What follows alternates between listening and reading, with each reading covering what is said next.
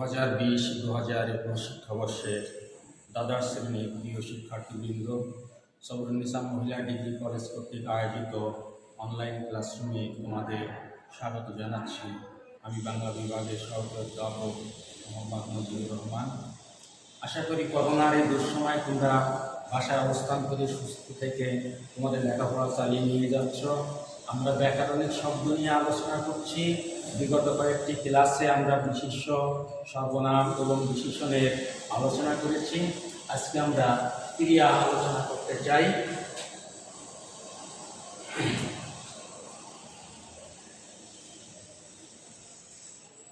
প্রথমত আমাদের জানতে হবে ক্রিয়া কাকে বলে। বাংলা ভাষায় যে শব্দসমূহ দ্বারা কোনো কাজ করা বোঝায়, অর্থাৎ আমরা ছোটবেলা থেকে যেটা শিখে এসেছি, করা, যাওয়া, হওয়া, খাওয়া ইত্যাদি বোঝায়, তাকে ক্রিয়া বলে। এক কথা হচ্ছে যে পদ দ্বারা কোনো কাজ করা বোঝাবে তাকে বলে ক্রিয়া। যেমন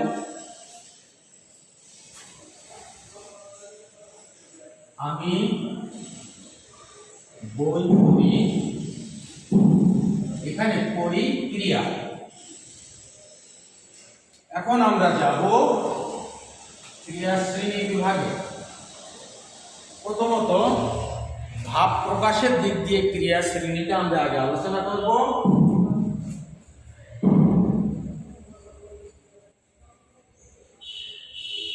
ভাব প্রকাশের দিক থেকে ক্রিয়া দুই প্রকার।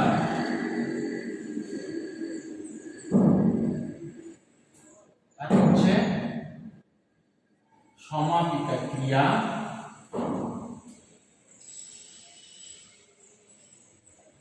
এবং দুই হচ্ছে অসমাপিকা ক্রিয়া। বুঝতে পারছ? সমাপিকা অর্থাৎ যা সমাপ্ত করে তাকে আমরা বলি সমাপিকা। তাহলে যে ক্রিয়া বাক্যের অর্থ সম্পূর্ণ করে তাকে সমাপিকা ক্রিয়া বলা হয়। যে ক্রিয়া বাক্যের অর্থ সম্পূর্ণ করে তাকে বলে সমাপিকা ক্রিয়া। উদাহরণ দেওয়া যেতে পারে, তারা বল ফেলছে।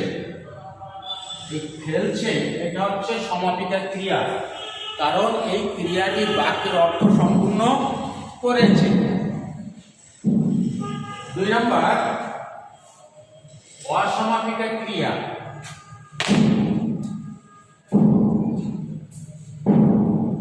অসমাপিকা ক্রিয়া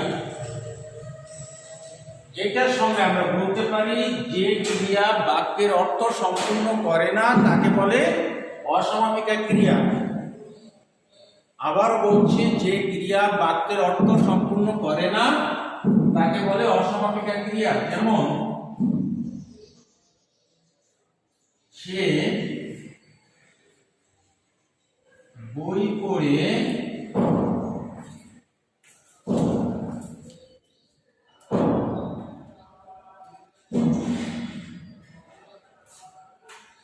আমরা অন্য একটা বাক্যে যাই,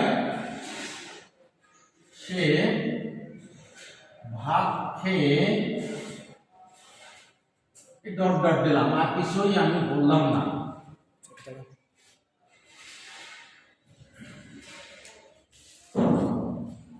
সবাই আছে? আচ্ছা, তাহলে ঠিক এই বাক্যটা সম্পূর্ণ করে কি আসলো? সে ভাত খেয়ে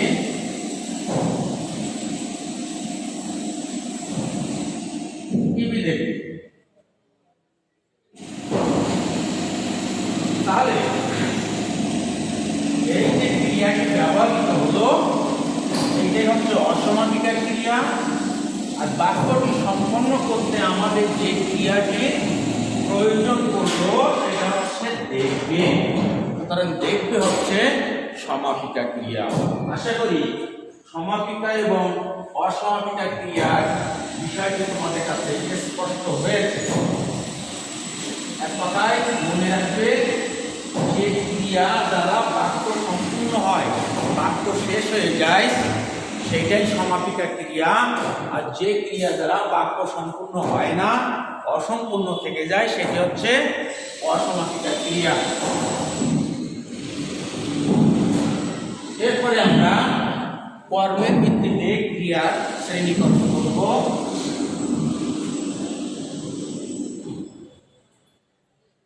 কর্মপদের ভিত্তিতে ক্রিয়া।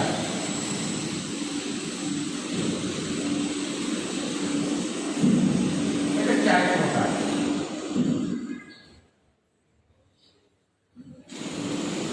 এক নম্বর সকর্ম ক্রিয়া। তোমরা নিচে ক্লাস থেকে পড়তে পড়তে আসছে বিষয়গুলো, তারপরও আবার আলোচনা করতে হচ্ছে। সকর্ম ক্রিয়া, বুঝতে পারছো নামের মধ্যে বৈশিষ্ট্য লুকিয়ে রয়েছে। যে ক্রিয়ার কর্ম থাকে তাকে বলে সকর্ম ক্রিয়া। এখন কর্ম তো আগে চিনতে হবে, না হলে কর্ম আছে বা নেই এটা বুঝবো কিভাবে। আমি বিশ্বাস করি তোমরা হয়তো কর্ম চেনো, তারপরও আমি আরো একটু পরিষ্কার করার জন্য বলছি। যদি ক্রিয়ার কাছে কি বা কাকে দ্বারা প্রশ্ন করা হয়, তাহলে যে উত্তরটি পাওয়া যাবে সেটা হচ্ছে কর্ম। মনে রাখবে, ক্রিয়ার কাছে প্রশ্ন করতে হবে কাকে দিয়ে বা কি দিয়ে। কি বা কাকে দিয়ে প্রশ্ন করলে যে উত্তরটি আমরা পাবো এটা হচ্ছে কর্ম। তাহলে সকর্ম ক্রিয়া যখন আমি বলছি, তখন সংজ্ঞায় বলতে হয় যে ক্রিয়ার কর্ম আছে সেটাই হচ্ছে সকর্ম ক্রিয়া। যেমন উদাহরণ দেওয়া যেতে পারে,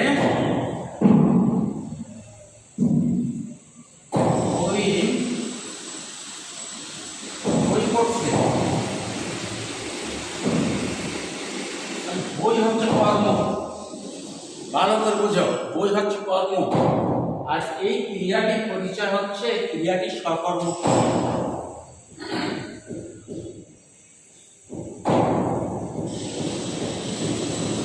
2 নম্বরে যাই, অকর্ম ক্রিয়া।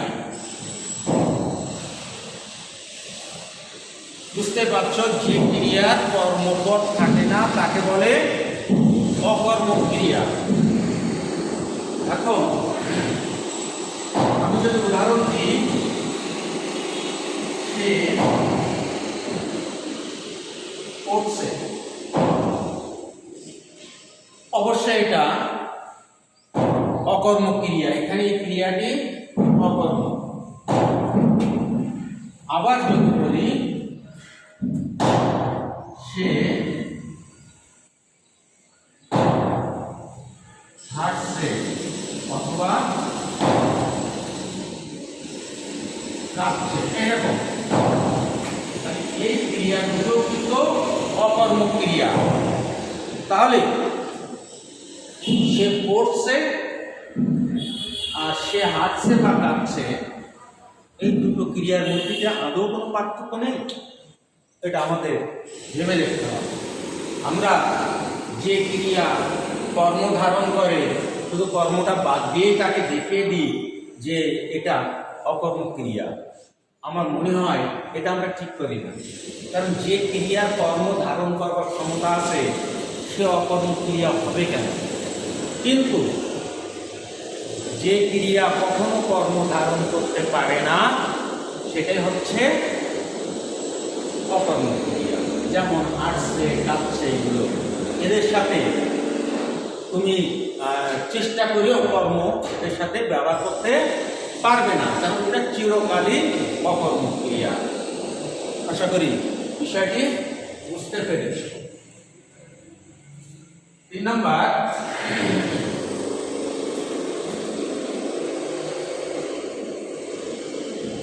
বিকর্মক ক্রিয়া।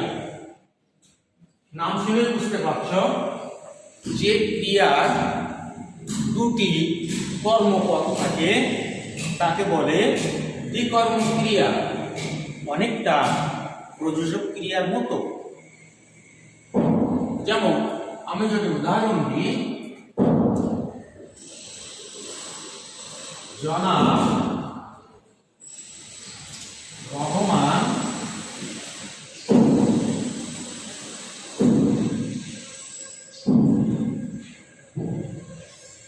আমাদের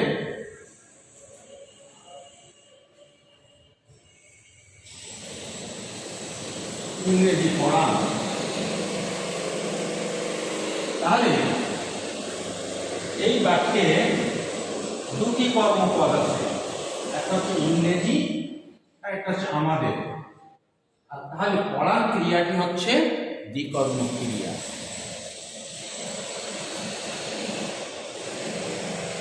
4 নাম্বার,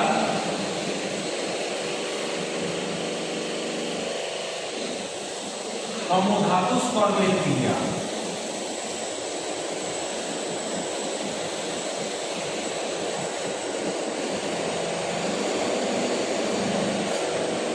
সমধাতু কর্মের ক্রিয়া।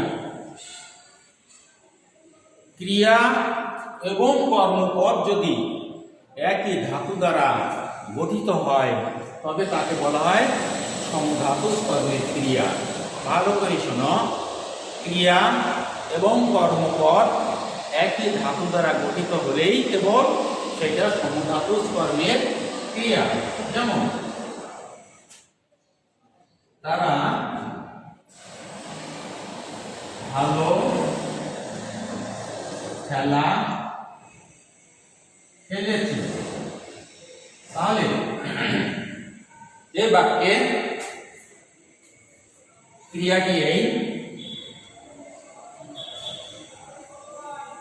আর এটা হচ্ছে কর্ম। তাহলে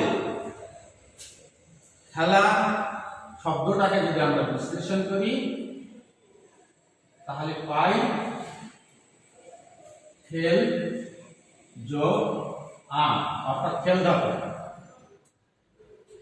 খেলেছে ক্রিয়াটি যদি বিশ্লেষণ করি তাহলে পাচ্ছি খেল যোগ এসে। তাহলে বুঝতে পারছ এখানেও খেল ধাতু, এখানেও খেল ধাতু। তাহলে খেলা এবং খেলেছে, খেলা শব্দের খেল ধাতুর সাথে যখন আমরা আ প্রত্যয় যোগ করছি তখন খেলা শব্দটি গঠিত হয়ে গেল। খেলা কিন্তু ক্রিয়াপদ নয়, বুঝতে হবে। খেলা এখানে বিশেষ্য পদ, অর্থাৎ ক্রিয়াবাচক বিশেষ্য। এরপর হচ্ছে খেলেছে, এইটাই হচ্ছে ক্রিয়াপদ। কারণ ক্রিয়াপদ হতে গেলে তাকে কাল সাপেক্ষ হতে হয়। কাল নিরপেক্ষ কোনো কিছুই ক্রিয়াপদ হতে পারে না। অর্থাৎ ক্রিয়াপদ হতে গেলে তাকে কোনো কালে, কোনো না কোনো কালে অবস্থান করতে হবে। তাহলে খেল যোগ এসে, এই খেলেছে এটাই হচ্ছে ক্রিয়াপদ। তাহলে খেলা এবং খেলেছে এই কর্ম এবং ক্রিয়া একই ধাতু খেল থেকে উৎপন্ন হয়েছে বলেই আমরা এই খেলেছে ক্রিয়াকে আমরা বলছি সমধাতু কর্মের ক্রিয়া। তাহলে আমরা কর্মের ভিত্তিতে ক্রিয়াপদের শ্রেণী আমরা আশা করি বুঝতে পেরেছি। এরপরে আমরা যাচ্ছি ক্রিয়ার গঠনগত শ্রেণী। ক্রিয়ার গঠনগত শ্রেণী। প্রথম ধাপে আমরা বলতে পারি দুই প্রকার, এখন হচ্ছে মৌলিক ক্রিয়া। একটি মাত্র ধাতু দ্বারা গঠিত ক্রিয়াই হচ্ছে মৌলিক ক্রিয়া। তাহলে আমরা সামনে বলবো একটি মৌলিক ধাতু দ্বারা গঠিত ক্রিয়াকে মৌলিক ক্রিয়া বলে। উদাহরণ কি,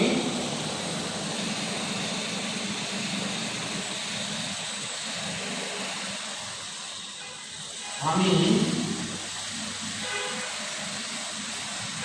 ভাত খাই, তাহলে এই জায়গায় যে ধাতুটি আছে সেটা হচ্ছে কা ধাতু এবং এটা একটা মৌলিক ধাতু। এরপরে আমরা যাচ্ছি সাধিত ক্রিয়া। যে ক্রিয়া বিশ্লেষণযোগ্য, বিভাজ্যযোগ্য বা একাধিক ক্রিয়াপদ নিয়ে গঠিত তাকে বলে সাধিত ক্রিয়া।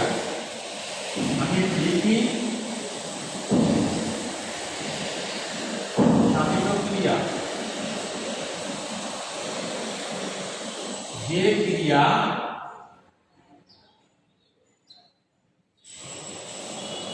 বিশ্লেষণযোগ্য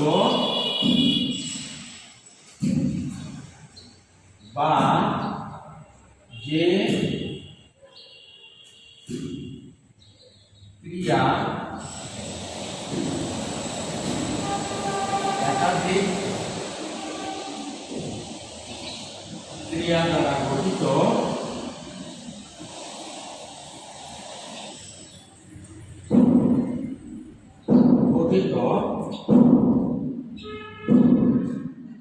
তাকে সাধিত ক্রিয়া বলে।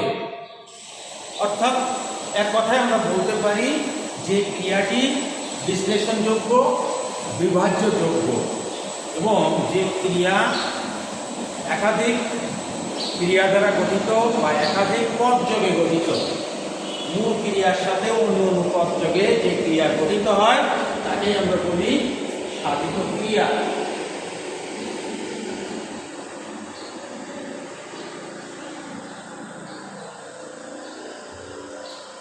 এই শ্রেণীতে বা এই ক্যাটাগরিতে আমরা ক্রিয়াকে কতগুলো ভাগে ভাগ করি।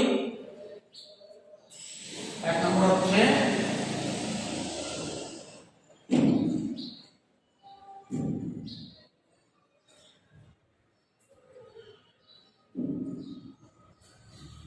প্রযোজক ক্রিয়া। যে ক্রিয়া একজনের প্রযোজনায় আরেকজন কর্তৃক অনুষ্ঠিত হয় তাকে আমরা বলি প্রযোজক ক্রিয়া। যেমন মা শিশুকে চাপ দেখাচ্ছেন,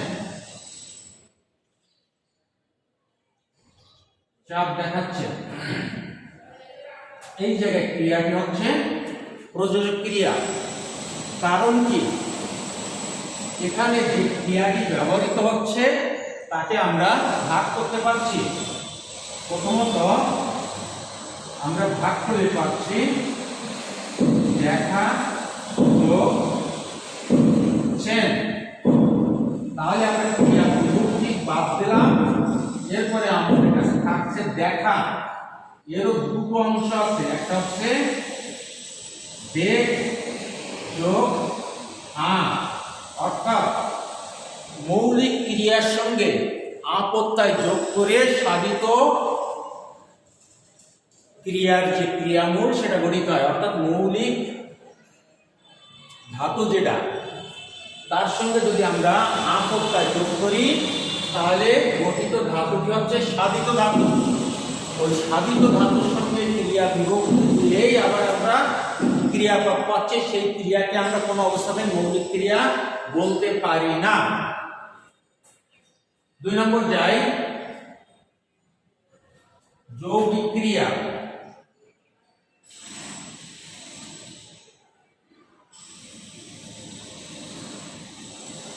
যৌগিক ক্রিয়া একটি অসমাপিকা এবং একটি সমাপিকা ক্রিয়া একত্রে একটি ক্রিয়াপদ গঠন করলে আমরা তাকে বলি যৌগিক ক্রিয়া। ভালো করে শোনো, একটি অসমাপিকা এবং একটি সমাপিকা ক্রিয়া যুক্ত হবে, যুক্ত হয়ে একটা ক্রিয়াপদ গঠন করলে আমরা তাকে বলি যৌগিক ক্রিয়া। উদাহরণে যাই,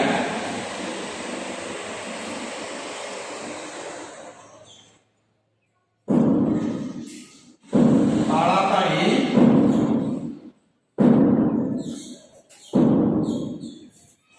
উঠে পড়ো। এই জায়গায় পড়ো এটা ছিল সমাপিকা ক্রিয়া, আর উঠে এটা হচ্ছে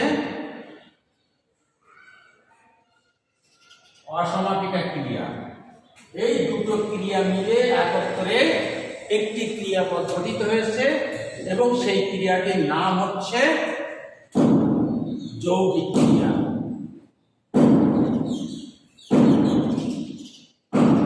আশা করি তোমরা যৌগিক ক্রিয়াটি বুঝতে পেরেছো। অবশ্যই মনে রাখবে, এই অসমাপিকা এবং সমাপিকা এর মাঝখানে অন্য কোনো শব্দ থাকতে পারবে না। অর্থাৎ আমরা কন্ডিশন জুড়ে দিয়েছি একটি অসমাপিকা এবং একটি সমাপিকা ক্রিয়া একত্রে একটা ক্রিয়াপদ গঠন করবে, সুতরাং তার মাঝখানে অন্য কোনো শব্দ থাকতে পারবে না। যেমন অনেক সময় বলতে পারে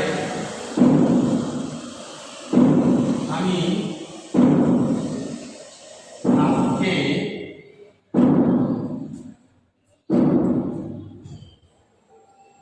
বাড়ি। অসমাপিকা ক্রিয়া ঠিকই আছে, সমাপিকা ক্রিয়াও আছে, কিন্তু এরা কিন্তু যৌগিক ক্রিয়া নয়, কারণ যে মাঝখানে বাড়ি বলে একটা শব্দ আছে। আমি যদি এখানে দিতাম যে আমি ভাত খেয়ে পড়তে বসবো, তাহলে এই পড়তে বসবো এইটুকুই হতো যৌগিক ক্রিয়া। এটা কিন্তু তার মধ্যে অসমাপিকা ক্রিয়া থেকে গেল, কারণ বলা হচ্ছে একটি অসমাপিকা এবং একটি সমাপিকা ক্রিয়া মিলেই একটা ক্রিয়াপদ গঠিত হবে। আশা করি তোমাদের কাছে বিষয়টি পরিষ্কার হয়েছে। 3 নম্বর, মিশ্র ক্রিয়া।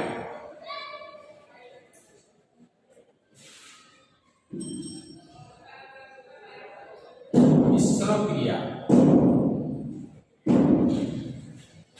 মিশ্র ক্রিয়ার সংজ্ঞায় আমরা বলবো বিশিষ্য কিংবা বিশেষণ কিংবা ধন্যাত্মক শব্দের পর কতগুলো ধাতু আছে, যেমন কর, পে, পা, খা, হ ইত্যাদি ধাতু দ্বারা গঠিত যে ক্রিয়াপদ সেটা হচ্ছে মিশ্র ক্রিয়া। তাহলে আমরা বলেছি বিশেষ্য হতে পারে কিংবা বিশেষণ হতে পারে অথবা ধন্যাত্মক শব্দ হতে পারে। এরপরে কতগুলো ধাতু, যেমন ক, বে, পা, এরা সব ধাতু, এরকম ধাতু দ্বারা গঠিত যে ক্রিয়াপদ সেটা হচ্ছে মিশ্র ক্রিয়া। যেমন আমরা তাজমহল দর্শন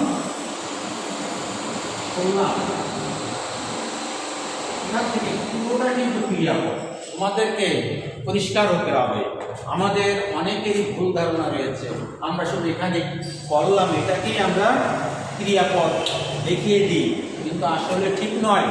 ক্রিয়ার শ্রেণীটা যদি আমরা ভালোভাবে দেখি তাহলে আমরা কোনো অবস্থাতেই এই জায়গায় শুধু করলাম এটাকে ক্রিয়াপদ বলা যাবে না, তার সাথে দর্শন কথাটা নিতে হবে, কারণ এটা আসলে কোনো মৌলিক ক্রিয়া নয়, এটা হচ্ছে সাধিত ক্রিয়া। এবং সাধিত ক্রিয়া শ্রেণীতে মিশ্র ক্রিয়া। আর মিশ্র ক্রিয়ার সংজ্ঞাই হচ্ছে এই জায়গাটায় একটা বিশেষ্য পদ থাকতে পারে, অথবা একটা বিশেষণ থাকতে পারে, অথবা ধন্যাত্মক শব্দ থাকতে পারে, যে কোনো একটা থাকতেই হবে, তারপরে একটা ক্রিয়াপদ থাকবে, তাহলে সেটা মিশ্র ক্রিয়া। আশা করি তোমরা বুঝতে পেরেছ। আমরা ক্লাস আর দীর্ঘায়িত করবো না, এমনিতে শব্দ দূষণ আছে, কাজ হচ্ছে, সুতরাং আমরা ক্লাসটা এখানে শেষ করব। তোমাদের এই ক্লাসে যদি বুঝতে কোনো জায়গায় সমস্যা হয়, তোমরা আমাদের সাথে যোগাযোগ করো, আমরা সমাধান দেওয়ার চেষ্টা করব। তোমাদের সকলের সুস্থ এবং নিরাপদ জীবন কামনা করে আজকের ক্লাস এখানেই শেষ করছি। সবার প্রতি শুভকামনা রইল।